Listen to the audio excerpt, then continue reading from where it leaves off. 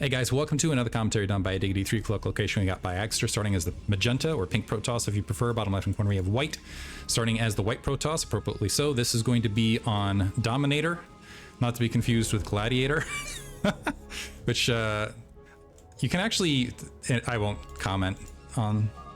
I was going to spoil something, but I'm not going to spoil something just in case. One big aspect of this map is 2-gate can be a lot stronger, as can 3-gate and other plays. Because of this inverted ramp, being able to maintain control of your natural expansion is critically important. Beyond that, if you manage to get past 2-base play, where you're dealing with, it looks like they might be having a little bit of lag, where you are dealing with the pie slices, this is where observers can be very, very critically important, and maybe even worth overproducing on this map, potentially, because going from ridge to ridge, it almost reminds me actually of Heartbreak Ridge, that map way back in the day. You have to be very careful moving up, and if you end up walking into an opponent, it can be absolutely disastrous. Also, this expansion, even though it is close and often taken, it is 1 mineral only, but 2 extremely exposed. And when opponents oftentimes take this space, that can be the difference between victory and defeat. So all of those things in consideration, I also want to say that these 2 guys, even though they were starting off in the 0-1 in round 2, I would not be shocked to see them 3-1 exiting the bracket. Both these guys are vets, they are fantastic players, and could go deep.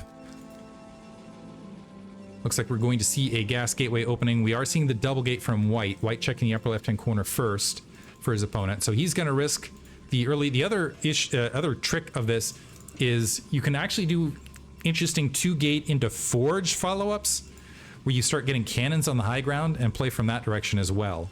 I do want to note that as a possibility. But assimilator up for Bayagster, so Bayagster going for more of a standard Dragoon gateway build. Initial zealots are already being produced by White. White having a little bit of delay with this scout at the 12 o'clock location, and it looks like his probe actually having difficulty finding, and this is gonna hurt actually.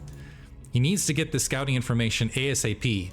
So now checking, finding nothing, and we're gonna have first scout from Bayagster as well, depending on the zealot actually, because this is a blockable ramp. It's challenging, but you can block it with 1 zealot, but that zealot potentially wanting to just make its way across the field right this second.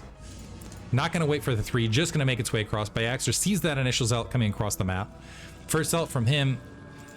First defensive zealot out is going to block the low ground. But we do have 2 additional zealots queued up, and let's see if it's going to be full zealot dedication or we're going to see the assimilator after this. It's also possible Bayagster would play very, very risky, but he could go for a gas deal. Looks like White getting... I wonder if that zealot was an attack move, because he's actually getting distracted a bit. Able to kill the probe, actually, which is significant. That opens up a lot, believe it or not, because now he doesn't know whether it was a gas follow-up or it's going to be zealot queues as far as the turn. And we have a probe that was right there on the high ground. I think White is thinking about going for forge play because he's holding this probe on the high ground. Attacking, the additional zealots have not gotten on the foreground here. The Dragoon trying to... He actually needs to be focusing that probe. The probe blockading against the Dragoon. Additional zealots making the way up. Now keep in mind there was that zealot timing where it just had a bit of delay making its way forward, but Bayagster microing this very, very well thus far. The damage zealot being drawn to the low ground, it's been wiped out. The zealot and the probe now making their way in. No second zealot as of yet. We have 2 Dragoons, and it looks like that probe is going to get wiped out. That zealot's going to get wiped out. Range is more or less finished, and White, because of the delay, because of other factors, now in trouble, and he's going to see the 3-gate being constructed. He's going to get no worker kills. Bayagster will drop this if he plays overly passive at this stage. But thus far, he's wiped out every single zealot. Bayagster, or White as a follow-up, I guess he's gonna have... I think he was maybe thinking about going high ground forge. He's still pocketing a zealot in the corner here. Does the zealot even get a probe kill? No. Somehow still 2... So he gets 1 probe kill, is actually 2 workers ahead, but we got a triple gate follow-up. And this is where I was talking about where that the Dragoons in large numbers can be punishing. This zealot going to be able to sneak back around. 1 damage zealot is going to see it as it makes its way back across. We have 1 Dragoon that's going to pop out, but this might be some decent damage from White, and the 4 cannons will hold on the front. They should be in time. Zealot has 1 zealot kill, but so Bayagster down 2 workers, down a natural expansion. Probe's pulling initially here. This is 3-gate, and the 3-gate's already been spotted. That was a heavy gas investment. Bayagster could follow this up by just going for an overwhelming damage here, just counting on the fact that white is too far behind. White trying to get that cybernetic score up. Is mining gas. Might actually want to drop a early... Might want to pause here. Instead of dropping a cannon, drop an early 3rd gateway just to try to equalize and not get run over. 2 of the Dragoons are damaged. They can sit in the back lines, and we're going to have 7 Dragoons, and that's a lot of Dragoons to start swatting these cannons. So white potentially in trouble here. Dragoons repositioning. A forward pylon, actually. Are we going to see a forward robotics? That would be another option here for Bayagster, is to have the Dragoons sit on the front, able to pick off 1 cannon, working on the 2nd. The defensive shield battery now on the front, just to create a wall here. 2 shield batteries dropping. Now canceled, but this forward pylon still hasn't been spotted. 2 additional cannons still left. We got another round of Dragoons making the way to the front. Are we going to see a offensive shield battery? I think we're just going to see robotics. Yeah, this is robotics. And this is going to keep a lot of workers off the line to try to plug. Bayagster moving forward. Now the Dragoons out to try to provide some defense.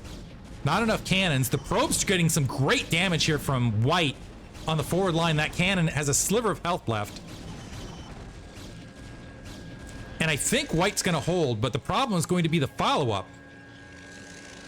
Bayagster sitting at a 6 worker deficit. This is still off 2 gateways, so it's 3 gateway versus 2 gateway production still. But now the robotics is in play. The question is with all of the units that have been expended to try to take those cannons out on the front for Bayagster, will he be able to mount a large enough Dragoon advantage and sneak them in before white notices? White can, and this is interesting for Bayagster too, consistently showing himself, but he's expending additional Dragoons and weakening his potential attack force out on the front. Still hasn't queued up a shuttle as of yet. Yeah, he wants the kill off this. Wants to get interior to the base. The other interesting aspect of this is if he does go for the drop over the wall, with this amount of Dragoons and this natural grabbed, the natural can actually be a bulwark where you can just rebuild off the single base as long as Bayagster hasn't expanded. We are getting a support bay, so never mind, where I thought he was going to elevator troops. Instead, he's building an on-site Reaver. I was expecting the elevator. Instead, we're going to have a Reaver on the front with a Dragoon phalanx to try to wipe out those cannons and finish things out. We also have the Scarab damage upgrade to make short work of anything in Scarab's paths. But the timer is there because we got 2 more gateways that have been queued up, a robotics being built on the opposite corner. So Bayagster's probably going to have a shot at this. White testing the front lines to see what's out there. Marching into a pretty good spread, expending a few of his own troops here. First Reaver's out, crawling towards the front. This is going to engage before that Scarab damage upgrade. Nice little pocket along that southern edge. This is where some Dragoons on the low ground might be valuable for white if he can have the wherewithal to position them there. And initial shots going off. Dragoons taking some damage. White trying to back off. Oh, that was a big hit as far as a follow-up. And now the cannon's at risk. And 2 Dragoons going to get taken out as well. Not able to get to base damage on that Reaver. Bayagster slowly making his way forward, working on the cannons. But again, this is at close proximity with 4 gateway production. If that Reaver gets picked off, it's going to turn into a straight fist fight here. Reaver moving forward, pulling out of the fight. Second Reaver is out. And the last cannon falls. White is backed into the corner. Nexus is now taking damage. Scarab's going to dud along that edge, but that Reaver just forcing white back. So natural expansion might just get wiped out here, and he's taking huge collective shots here. So it looks like Bayagster's done it with a forward robotics facility. White just evacuating to his natural expansion, and once you have the high ground like this, that's game effectively. I don't see a way out of this for white. Bayagster making his way to the low ground, a slow Reaver making its way across the field. It does not have a lot of Dragoons to protect it. He's able to get some damage to this. This is an interesting funnel opposite corner though. interior to the base, but it also, yeah, okay, units, that should be GG. You got 2 Reavers and numerous Dragoons now assailing your main. Surprised White hasn't GG'd at this moment yet, maybe waiting. He really doesn't he doesn't have a hope at this stage. He actually, ironically, well, never mind. I was like, does he have a supply lead? Does not have a supply lead. I think he's hoping one more wave will make it happen. He's no longer mining. And he's got to be frustrated, bracking all of the probes off. Yeah, there's GG. Maybe rethinking this entire thing. So game 1 goes to Bayagster, and a really fun one. We'll move on to game 2 to see how it equalizes. I'm expecting it to go to game 3 just because it's these two guys. Hope you guys enjoyed it. Thanks for listening.